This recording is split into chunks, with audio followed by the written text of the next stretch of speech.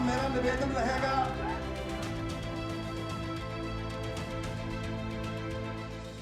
जय श्री राम के नारों से गूंज रही देवभूमि में सियासी हलचल हुई है।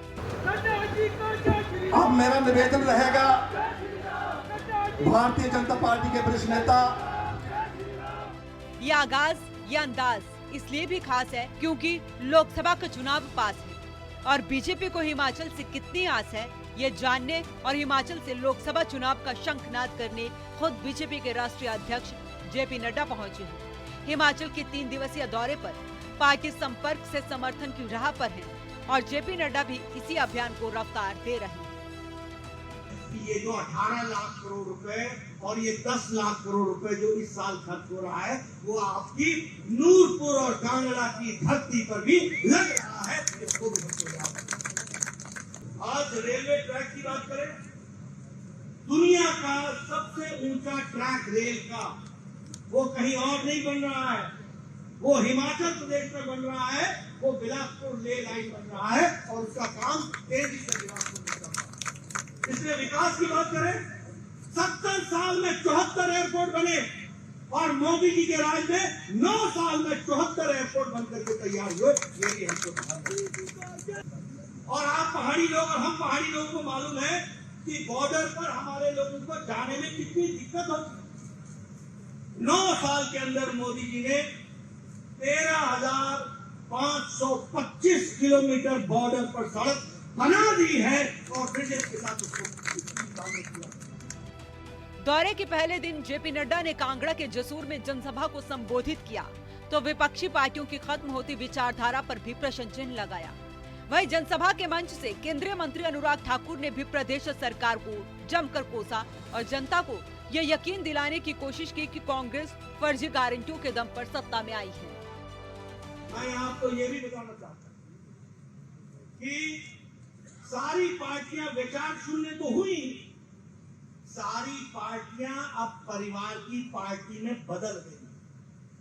कोई पार्टी नहीं रह गई जहां साधारण कार्यकर्ता भारत का प्रधानमंत्री बन सकता।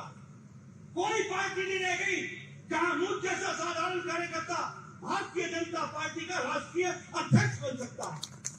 कोई ऐसी पार्टी नहीं रह गई जहां साधारण परिवार से आने वाला जयराम ठाकुर मुख्यमंत्री बन सकता। कोई ऐसी पार्टी नहीं रह गई जो साधारण परिवार से आकर के भारत का मंत्री बन सकता है। अनुराग ठाकुर भ्रष्टाचार से युक्त के साथ साथ पॉलिसी पैरालिसिस। आज हम पॉलिसी पैरालिसिस से निकल करके मजबूत सरकार, दमदार सरकार, निर्णायक सरकार, मोदी सरकार, इस दृष्टि को लेकर के हम आगे बढ़े।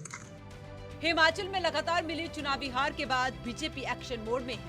2019 के नतीजों को दोहराने का लक्ष्य लेकर चल रहे हैं। फिलहाल लोकसभा की 3 सीटें बीजेपी के खाते में हैं और बीजेपी हर मुमकिन कोशिश कर रही है कि 2024 में सभी सीटों पर कमल खिले। आज से 6 महीने पहले कांग्रेस ने कहा था आपसे 2 रुपए किलो गोबर खरीदेंगे, 100 रुपए किलो दूध खरीदेंगे, 300 यूनिट बिजली मुफ्त में देंगे, 1500 रुपए बहनों के खाते में आ जाएगा। मेरी बहनों के 1500 रुपए खाते में आ गया? वो आया कि नहीं आया? क्या 2 रुपए किलो गोबर खरीदा? क्या 100 रुपए किलो दूध खरीदा? क्या आपके बिजली के बिल माफ हो गए? अरे जब कांग्रेसी आए तो गोबर बचा के रखो, फिर आपको पता है क्या करना है। ये फर्जी गारंटियां देकर सत्ता में आते हैं फिर भूल जाते हैं। पहले फर्जी गारंटियां दी, अब हाफना शुरू कर दिया है। अब कोई जाता तो कहते पैसे है नहीं। हमीरपुर से अनुराग ठाकुर, कांगड़ा से किशन कपूर, शिमला से सुरेश कश्यप, मंडी से प्रतिभा सिंह। चुनाव से पहले सियासी जमीन नापी जाए तो चुनावी सफर आसान हो जाता है। नड्डा का हिमाचल दौरा भी नापतोल की उसी दूरी का हिस्सा है जो बीजेपी की हिमाचल में जीत से दूरी को 2024 के लिए कम कर देगा। यानी कहा जा सकता है कि ये तो सियासी उद्घोष है कि आगे चुनावी समर शेष है। सूर्य समाचार के लिए कांगड़ा से मृत्युंजय पुरी की रिपोर्ट।